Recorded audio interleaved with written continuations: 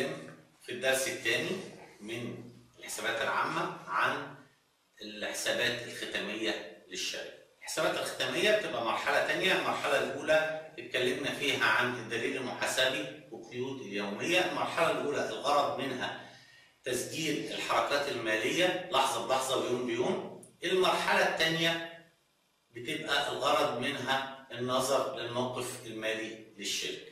بتبدأ المرحلة الثانية بتقرير بنسميه ميزان المراجعة. الغرض من ميزان المراجعة إن أنا أراجع الحركة المالية اللي أنا سجلتها من خلال القيود اليومية عشان أتأكد من إن الحركة اتوجهت في أماكنها المظبوطة وبالقيم المظبوطة. ميزان المراجعة بيتكون من تقرير بيظهر لي لكل حساب من الحسابات اللي في دليل الحسابات اللي عندي، بيظهر لي رصيده، حركته في رصيده في أول مدة، حركته ورصيده النهائي.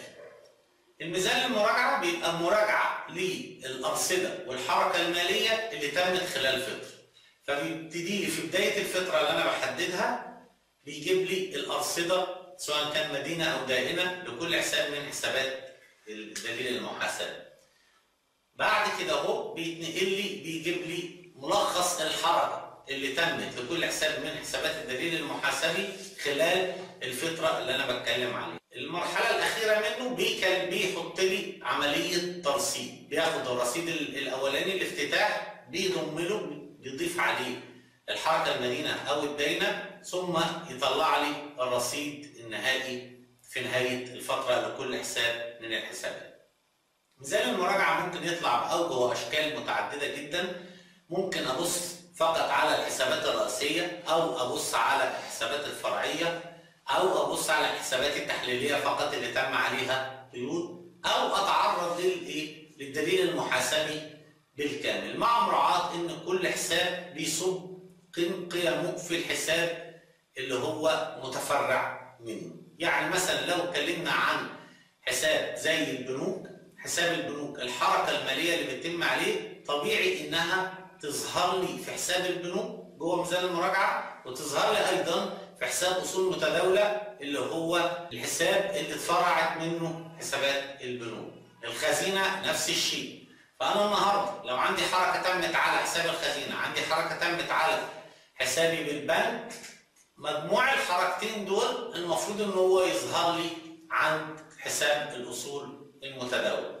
نفس الشيء بالنسبة اللي عندي حساب المدينون بيندرج تحتيه حسابات العملاء. لو أنا معرف حساب لكل عميل عندي جوه الدليل المحاسبي، عند كل عميل هتبان الحركة المالية اللي تمت عليه سواء كانت مدينة أو داينة. الحركات المدينة طبعا العميل اللي هي فواتير المبيعات، الحركات الداينة اللي هي حركة السداد اللي هو بيسدد لي بيها المبالغ المستحقة عليه.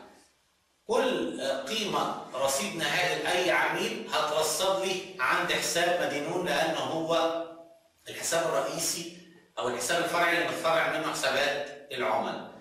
مدينون هتجمل كل مديونيات العملاء بالمقابل هتصب لي برضه في حساب الأصول المتداولة. تمام؟ خلينا نتعرض دلوقتي نبص بالنسبة للقيود اللي احنا سجلناها، خلينا نشوف شكل الميزان هيبقى عامل ازاي ونتكلم عليها شوية. دلوقتي هنستعرض تقرير ميزان المراجعة من خلال البرنامج. هنفتح ندوس على زرار الحسابات وبعد كده هنشاور على زرار ميزان المراجعة. ميزان المراجعة أول جزئية فيه هي الفترة اللي أنا بستخرج عنها هذا الميزان من إلى. فترة البداية يعني أنا لأن القيود بتاعتي بتبدأ تقريبا من 1/3 فأنا هجيب شهر مارس واختار 1/3 إلى تاريخ النهاردة هسيبه. دي أول وأهم شيء بحدده في ميزان مراجعة بختاره. بعد كده أقدر أقول له موافق فهيجيب لي الشكل اللي احنا شايفينه قدامنا ده.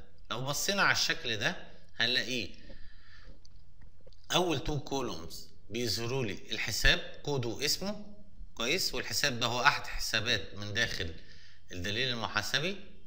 تاني عمودين بيظهروا لي أرصدة الافتتاح بتاعة الحساب ده سواء كانت مدينة أو دائن. بيظهر لي هو مدين في تاريخ الافتتاح بقد إيه أو دائن بقد إيه. الاتنين عمود اللي بعديهم بيظهروا لي الحركة المدينة والحركة الدائنة في خلال الفترة من إلى. يبقى أنا عندي رصيد الافتتاح في بداية الفترة مدين وداين، بعدين عندي الحركة اللي تمت على كل حساب في خلال الفترة مدين وداين، بعدين في آخر عمودين بيظهروا لي الرصيد في نهاية الفترة اللي هو في التاريخ التاني دوت مدين برضو وداين. دي مكونات التقرير بتاع ميزان المراجعة. اقدر ان انا الرصيد او لو بصيت عليه هنا اهو هلاقي مثلا حساب زي الاصول رصيد افتتاحه كان 0 مدين وداين، بعدين حصلت حركة مدينة 135,650، حصلت في خلال نفس الفترة حركات دائنة بإجمالي 15,500 حطهم لي هنا. لو أنا عايزه يصفي لي ما بين المدين والداين ده في الرصيد ويديني رصيد واحد، بدل ما أنا مختار مجاميع هنا أهو هختار أرصدة. في الحالة دي لما أدوس موافق هتلاقي إن هو طرح ده من ده واداني صافي رصيد الحساب هو رصيد مدين. كده انا اقدر ابص بالمجاميع اللي هي الرصيد كخانتين مدين وداين، او بالارصده ان انا ابص على الرصيد في خانه نهائيه متصفيه مدين او داين. بعد كده عايزين نتكلم على نوع الميزان. انا لو دوست على زرار نوع هنا بيجي لي 3 اختيارات دول. الاختيار الاولاني جميع الحسابات اللي هو الاختيار اللي احنا كنا فيه ده زي ما هو، بيجيب لي جميع الحسابات اللي موجوده في الدليل المحاسبي، وقدام كل حساب بيجيب لي رصيد افتتاحه في بداية الفترة، الحركة اللي تمت عليه مدينة أو داينة، ورصيده في نهاية الفترة. أقدر كمان أختار عام. لما بختار عام المفروض إن هو هيجيب لي الحسابات العامة بس، أو بمعنى آخر اللي هي الحسابات الرئيسية زي الأصول الثابتة، الأصول المتداولة، البنوك، المدينون، وهكذا. أقدر كمان أختار تحليلي. تحليلي هيجيب لي الحسابات التحليلية اللي بيجرى عليها قيود، اللي هي في آخر مستوى من الدليل. ده أول طريقة لاختيار الميزان. ممكن أسيب ده خليه فاضي وأختار بالمستوى. عندي هنا بيقدم لي البرنامج 5 مستويات، أقدر أجيب الحسابات اللي موجودة فيهم. المستويات دي هي المستويات بتاعة كل حساب حسب هو جه فين في شجرة الدليل المحاسبي. يعني لو اخترت المستوى الأول ودوست موافق هلاقيه جايب لي ال4 حسابات الرئيسية اللي هي الأصول والخصوم الإيرادات المصروفات، وجايب لي تقرير المراجعة بتاع كل واحد فيهم. لو أنا هنا بصيت على المستوى الثاني هلاقي الأصول كانت مدمجة في سطر واحد، اتحولت لأصول ثابتة وأصول متداولة وهكذا. لو بصيت على المستوى الثالث هيجيب لي أكثر تفريعا، زي مثلا هنا عندي الخزنة، البنوك، المدينون، البنود بتاعت الأصول الثابتة نفسها ظهرت لي. وخلي بالك إنك أنت لو بصيت هنا مثلا في المستوى الأول هتجد إجمالي الخصوم رصيدها 130,000. لما تبص على المستوى الثاني هتجد ان ال 130,000 بتوع الخصوم متقسمين هنا ما بين الدائنون وما بين رأس المال اللي هو ال 120، ودي 10,000. وده يظهر لك مسألة الايه؟ المسألة اللي بتتسمى التجميع او الكونسوليديشن، ان كل حساب رئيسي بيجمع تحتيه جميع الحركات المدينة وجميع الحركات الداينة بتاعة الحساب الفرعي. مش كده وبس، انا كمان الميزان المراجعة بيديني امكانية ان انا اختار. اقدر ان انا احدد اسم ميزان المراجعة اللي انا عايزه واختار هنا الحسابات اللي انا عايزها. اقدر انزل اي نوع من الحسابات انا عايزها تمام في لستة بالشكل ده واديها اسم، وليكن مثلا ميزان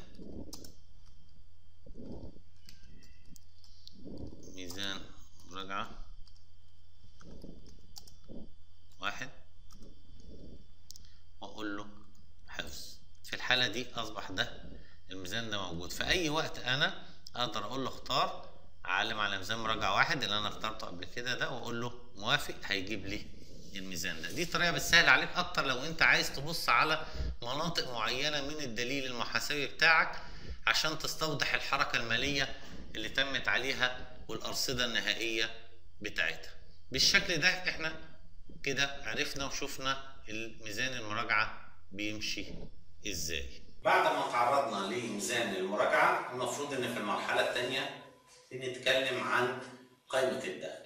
قائمه الدخل الغرض منها ان انا اعرف الشركه دي حققت مكاسب قد ايه خلال فتره محدده، او من اول السنه لحد التوقيت اللي انا بتعرض فيه لقائمه الدخل. قائمه الدخل بتتقسم لمرحلتين. المرحله الاولى حساب المتاجره، المرحله الثانيه حساب الارباح والخسائر. حساب المتاجره الغرض منه ان انا اعرف مجمل الربح. ايه هو مجمل الربح؟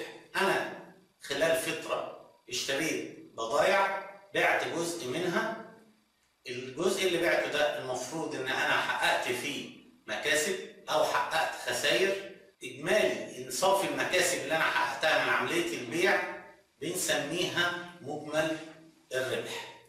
مع اعتبار ان انا عشان احسب مجمل الربح خلال فتره يهمني ان انا احدد قيمه المبيعات خلال الفتره ديت. القيمه ديت بطرح منها قيمه تكلفه المبيعات، يعني البضائع تحديدا اللي انا بعتها بسعر معين عايز اعرف هي اتكلفت عندي كام. مهم هنا اننا ما يحصلش تداخل عندنا ما بين انه تكلفه المبيعات ما هياش كل قيمه المشتريات. انا اشتريت بضائع، كميه من البضائع، لكني ما بعتش كل البضائع دي، وبالتالي انا ما حدش يفكر ان تكلفه المبيعات هي هتبقى قيمه المشتريات اللي انا اشتريتها، لاني ما حصلش ان انا بعت كل ما البضائع اللي انا اشتريتها، انا بعت جزء منها. فالغرض من تكلفه المبيعات ان احدد قيمه البضاعه المباعه، قيمتها بحساب التكلفه، اتكلفت عليا كام. لو انا عرفت تكلفه البضاعه المباعه كام، طرحتها من اجمالي المبيعات اللي هي قيمه بيعها، الناتج هيكون بيعبر عن مجمل الربح اللي الشركه حققته في خلال فتره. مجمل الربح ما هوش الرقم النهائي اللي الشركه كسبته، لانه بعد كده محتاج اخصم منه مصروفاتي. ده يبين للمرحله الثانيه اللي هي حساب الارباح والخسائر. يعني انا حساب المتاجره بحدد منه مجمل الربح، بتنقل بعد كده لحساب الارباح والخسائر عشان اخد مجمل الربح وابتدي احسب المصروفات اللي صرفتها خلال فتره البيع ديت، واجمالي قيمه المصروفات يطرح من مجمل الربح عشان يديني صافي الربح. صافي الربح هو الرقم النهائي المعبر عن فعليا الشركه كسبت كام في خلال فتره معينه. بالنسبه لحساب المتاجره، عشان نقدر نحدد تكلفه المبيعات احنا محتاجين نبص على مجموعه من الحسابات. المجموعه من الحسابات دي هي عباره عن اول حساب فيها هو بضاعه اول المده اللي انا عايز احسب فيها تكلفه المبيعات. يهمني ان انا اعرف في بدايتها البضائع اللي عندي كانت قيمتها كام. القيمه دي بكون حاططها في حساب في الدليل المحاسبي بسميه بضاعه اول المده. ده اول حساب. تاني حساب المشتريات، بشوف انا اجمالي قيمه البضاعه اللي انا اشتريتها خلال المده دي. بجمع قيمه البضاعه المشتريات اللي انا اشتريتها، لما اجمعها على بضاعه اول مده المفروض انها تحدد لي القيمه المفترضه لبضاعه اخر المده لو انا ما بعتش حاجه. طيب بما اني انا بعت في خلال الفتره ديت، فانا محتاج ادخل حساب ثالث ورابع على الحسبه ديت. الحساب الثالث هو حساب مرتجع المشتريات، لان جزء من المشتريات اللي انا اشتريتها قد اكون رجعت جزء منها، فده بقسمه. ثم بعد كده بعمل جرد بحدد فيه بضاعه اخر المده. يبقى انا عشان احسب تكلفه المبيعات محتاج 4 حسابات: حساب بضاعه اول المده مجموع عليه حساب المشتريات مطروح منه حساب مرتجع المبيعات. التوتال دوت هطرح منه بضاعه اخر المده، تكون النتيجه القيمة اللي هتطلع لي هي بتمثل لي تكلفة المبيعات بتاعتي. وصلت لتكلفة المبيعات بطرحها من قيمة المبيعات بيظهر لي صافي الربح. ده ملخص حساب المتاجرة. بالنسبة لحساب الأرباح والخسائر أنا باخد مجمل الربح اللي أنا حققته من خلال حساب المتاجرة بالحسبة اللي احنا لسه قايلينها، وببتدي أجمع إجمالي قيمة مصروفاتي في خلال الفترة ديت، أطرح قيمة المصروفات من مجمل الربح يطلع لي قيمة صافي الربح اللي حققته الشركة. إدماج الاثنين حساب المتاجرة مع حساب الأرباح والخسائر في قائمة واحدة بتسمى القائمة دي بقائمة الدخل، واللي الغرض منها إن أنا أعرف أرباحي في خلال فترة صافي ربحي أنا حققته كام للشركة دي، وهنشوف دوت دلوقتي من خلال البرنامج. دلوقتي هنستعرض حساب الأرباح والخسائر. عشان نوصل لصافي الربح للمؤسسة اللي احنا بنتكلم عليها، ده بيتم على مرحلتين. المرحلة الأولى إن أنا بكون ما يسمى بحساب المتاجرة. من خلال التقرير بتاع حساب المتاجرة ده أنا بوصل لما يعرف بمجمل الربح، اللي هو الربح اللي اتحقق من عملية البيع. ثم بعد كده بتنقل لحساب الأرباح والخسائر اللي بحط فيه مجمل الربح وبحط فيه المصروفات عشان تخصم منه عشان أصل إلى صافي الربح. هنفتح الحسابات ونشوف هنبتدي نعمل ده إزاي. أنا هنا أهو هشاور على زرار القوائم المالية. القوائم المالية دي الشاشة اللي من خلالها أنا بقدر أكون القائمة المالية اللي أنا عايزها، أحدد اسمها، أحدد مكوناتها، ثم أستخرجها كتقرير يجيب لي فيها القيم الموازية للحسابات اللي أنا وضعتها داخل القائمة دي. أول قائمة عندنا إحنا عايزين نعرفها، هندوس على زرار بلس دوت وهنكتب اسم حساب المتاجرة. تمام. حساب المتاجرة ده انا حددت كده اسم القائمة، والمفروض ان انا في الجدول اللي قدامي ده هبتدي انزل احدد الحسابات اللي هيتكون منها حساب المتاجرة عشان يقوم البرنامج بوضع الارقام قدامنا.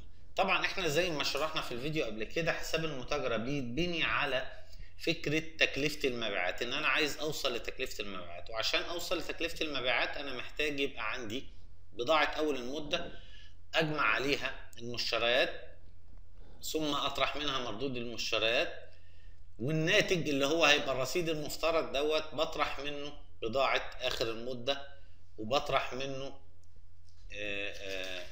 مردودات. عشان نعمل ده محتاج انا حسابين، حساب بضاعة اول المدة وحساب بضاعة اخر المدة. هسيب انا الشاشة دي للحظة وهتنقل الى دليل الحسابات، اخش على شجرة وهعمل حسابين هحطهم تحت الاصول المتداولة. الحساب الاولاني هسميه بضاعة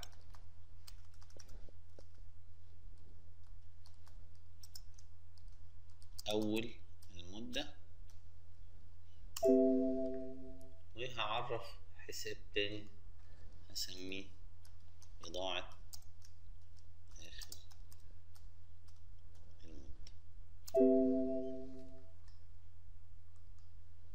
بعد كده هرجع للقوائم المالية تاني، اختار بقى حساب المتاجرة لان انا عرفته المرة اللي فاتت، وهبتدي عايز احط فيه الحسابات بتاعتي. هاجي على اول خانة هنا اعمل دبل كليك واقول له واختار هنا اهو بضاعة، اختار بضاعة اول المدة، نزلت لي كده هو حط اسمها هنا اهو.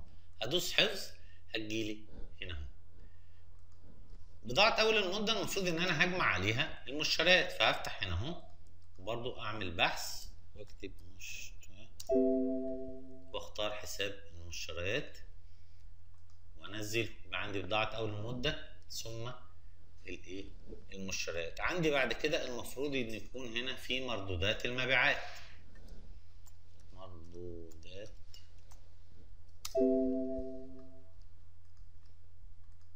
المبيعات بحطها.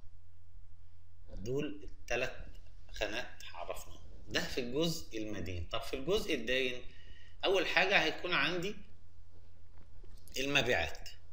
هكتب هنا او هختار الاول من هنا اكتب مبيعات. طبعا احنا مقسمين مبيعاتنا لمبيعات اجله ومبيعات نقديه، فهختار الاثنين. ممكن اختار الاثنين انزلهم كده، او اقدر اختار الحساب الرئيسي المبيعات. اخترت انا الاثنين كويس، وهسميهم دول المبيعات. تمام، اعمل حفظ، نزلت لي المبيعات. بعد كده هختار بضاعة اخر المدة،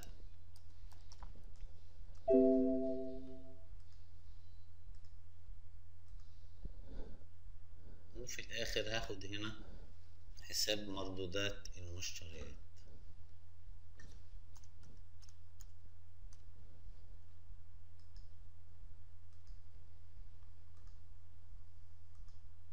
بكده انا كونت حساب المتاجرة بتاعي. لو انا في اي لحظة قفلت وفتحت القوائم المالية التانية، لما استرجع حساب المتاجرة هيجيلي بالشكل اللي انا صممته بيه. ما عليا غير اني ادوس موافق فيبتدي ينزل لي الارقام بتاعتي. طبعا هنا الرقم اللي نزل 15,000 في المشتريات، ونزل 7,000 جنيه المبيعات بناء من واقع القيود اللي احنا حددناها. القائمة دي ينقصها دلوقتي حاجتين: بضاعة اخر المدة وبضاعة اول المدة. احنا هنفترض ان احنا البيزنس ابتدى بضاعة اول مدة زيرو، ما كانش فيه عنده بضاعة، الشركة ما عندهاش بضاعة من العام اللي قبله او من المدة اللي قبليها، يبقى احنا يلزمنا نحدد بضاعة اخر المدة. لو افترضنا ان احنا جردنا البضاعة اللي عندنا ولقينا انها قيمتها 10,000 جنيه، احنا شارين بضاعة ب 15,000، اما جردنا في نهاية المدة لقينا البضاعة 10. عشان نعرف بالنسبة لبضاعة اخر المدة، اعرف لها انها فيها قيمة 10,000 جنيه، اخش هنا على فواتير ثم ارصدة افتتاح، لان انا عايز احط رصيد افتتاح. هختار دليل محاسبي، دليل حسابات، وهنا نفس الشيء، وهبص على في الاخر هنا عندي بضاعة اخر المدة، هحط لها 10,000 جنيه اللي هي قيمة البضاعة ديت، وبعدين بعمل حفظ. هقفل ده وارجع افتح القوائم المالية. هجيب حساب المتاجرة اللي احنا سجلناه واقول موافق، هلاقيه جاب لي الارقام.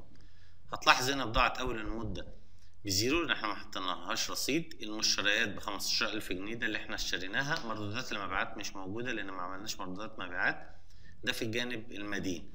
في الجانب الداين عندي اجمالي المبيعات 7,000 جنيه اللي هي عبارة عن 5,000 مبيعات اجلة لو تفتكر، و2000 جنيه مبيعات نقدية. بعدين بضاعة اخر المدة 10,000 جنيه اللي احنا حطيناها كرصيد افتتاح. مردودات المشتريات ما تسجلش عليها اي قيود. توتال المدين عامل 15,000 جنيه، اجمالي الداين عامل 17,000. لو طرحنا 17,000 من 15,000 صفت لنا 2,000 جنيه. ال 2,000 جنيه دول بيمثلوا لي مجمل الربح، اللي هو الربح المباشر اللي تم. انا بعت بضاعة قيمتها 5,000 جنيه. 5,000 جنيه دي متمثلة في الفرق ما بين ال 15,000 المشتريات والبضاعة اللي فاضلة منهم ب 10,000، يبقى اللي اتباع قيمته 5,000 جنيه. اللي ما قيمته 5,000 جنيه دول أنا بعته ب 7,000 جنيه، فأصبح عندي مجمل ربح 2,000 جنيه. بعد كده هنعرف ننتقل للقائمة المرحلة الثانية، وهنحط القائمة الجديدة اللي هنسميها الأرباح والخسائر. حساب أرباح والخسائر، أقول له موافق. هنبدأ نعرف الخانات اللي بيتكون منها حساب الأرباح والخسائر. أول خانة هخش في الدائن، وهنا أنا محتاج أنزل اللي أنا الشيء اللي هسميه مجمل الربح. مجمل الربح ده بيجيلي من إن أنا أصفي حساب المتاجرة اللي شفناه، اللي كان في النهاية فرق المدين والدائن بتاعه بيمثل مجمل الربح. عشان كده اخترت هنا قائمة وما اخترتش حسابات. طب صف القائمة دي هسميه إيه؟ هسميه مجمل الربح. والحفظ أصبح ده موجود في الجانب الدائن. في الجانب المدين المفروض إن أنا هحط المصروفات بتاعتي. مصروفاتي هتكون إيه؟ لو أنا كتبت مصروفات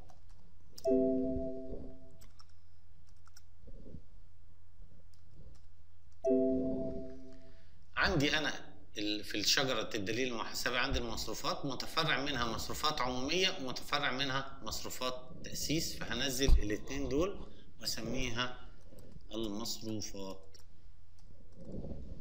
هعمل حفظ. بعد كده بقى عندي اكتملت القائمة، ادوس موافق هلاقي حسب الآتي: 2000 جنيه مجمل الربح اللي هو صافي القائمة بتاعت حساب المتاجرة، يعني دول 2000 جنيه دول جايين من الرقم دوت كويس، بيصبوا لي في حساب الأرباح والخسائر هنا.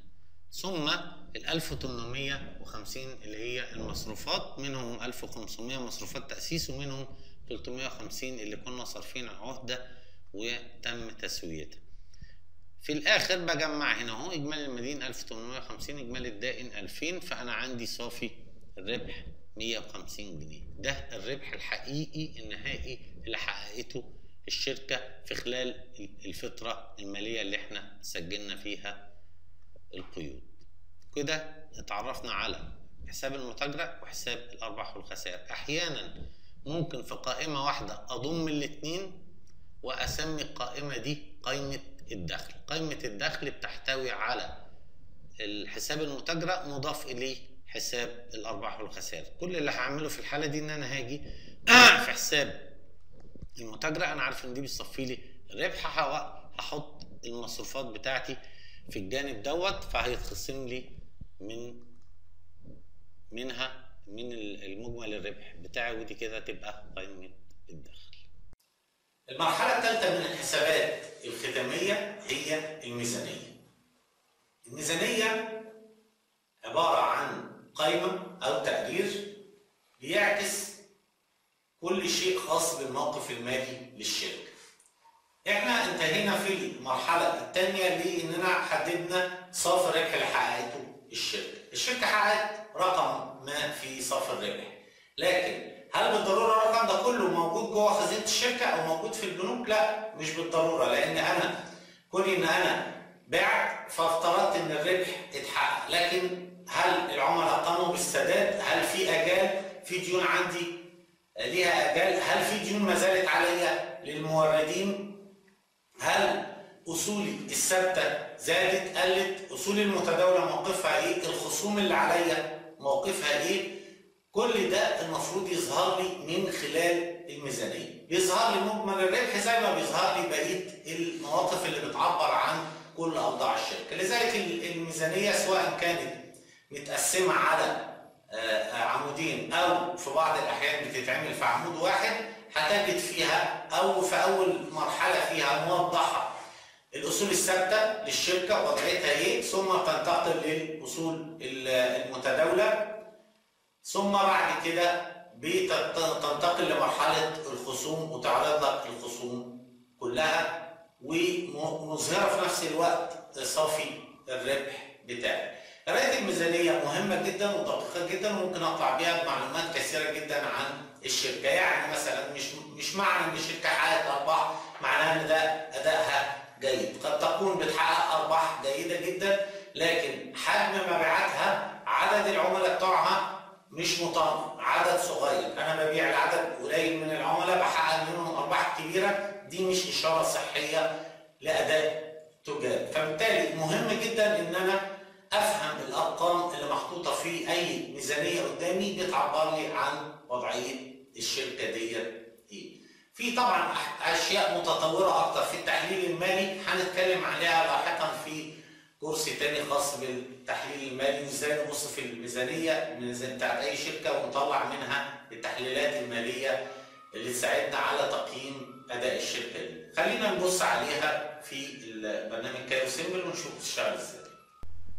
القائمة الثالثة والأخيرة اللي هنتكلم عليها في القوائم المالية هي الميزانية أو الموقف المالي. تسمى الموقف المالي لأنها بتعكس الموقف المالي للشركة.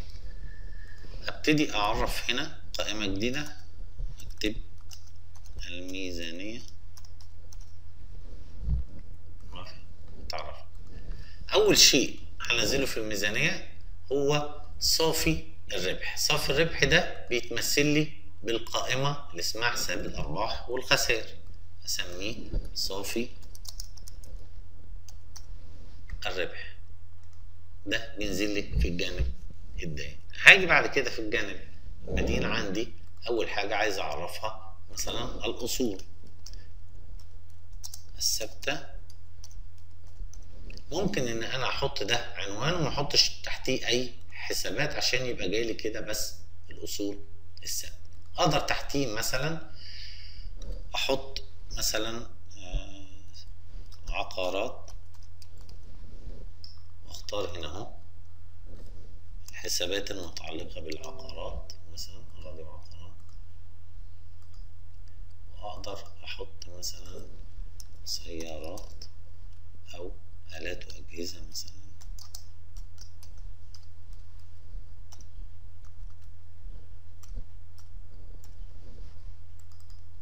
اختار هنا آلات ومعدات. يبقى أنا عندي الأصول الثابتة ده عنوان، ونزلت تحتيه الحسابين دول. ممكن أعمل عنوان تاني الأصول المتداولة، وزي ما قلنا مش هنحط حسابات عشان يبقى عنوان، نحط تحتيه عندي الأصول المتداولة بتاعتي. أبدأ بالخزينة،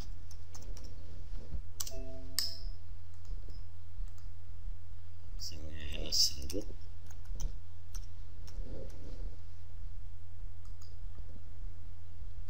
بعدين أحط مثلا حسابات البنوك،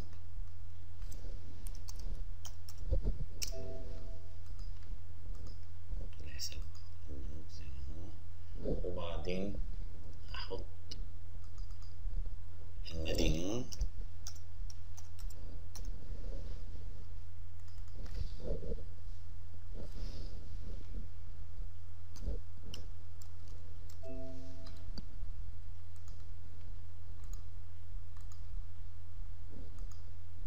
هكذا. اقدر انزل هنا اهو الحسابات اللي انا عايزها. الحساب المهم عندنا برضو دلوقتي هو بضاعة اخر المدة، لان ده في قيمة اختاره.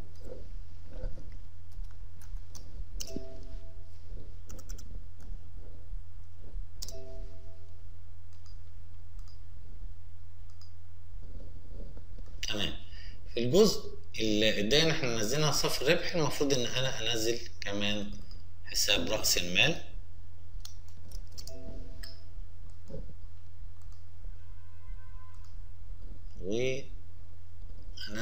اقدر انزل حساب كمان دائنون، ده مهم.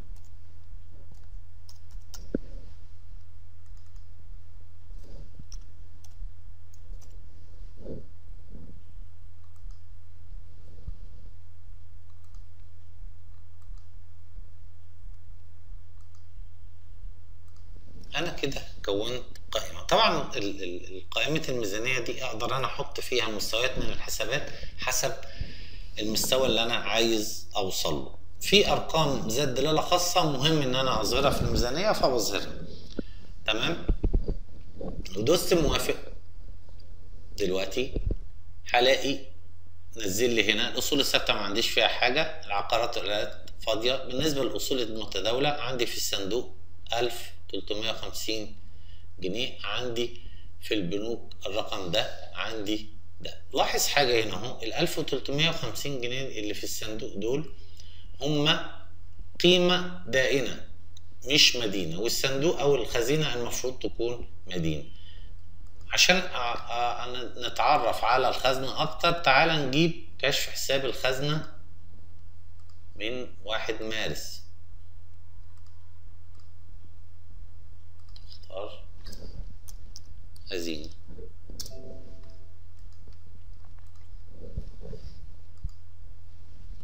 هتجد ان الخزينه دائنه هنا ب 1350 جنيه، وده ليه؟ لان احنا ابتدينا بالسحب مباشره من الخزينه من غير ما نودع فيها فلوس، وده طبعا مش هيحصل في الواقع. عشان انا اصلح ده المفروض ان الخزينه تكون مدينه، لان انا دايما بحط فيها فلوس. عشان اصلح ده هعمل قيد يوميه ما بين الخزينه والبنك.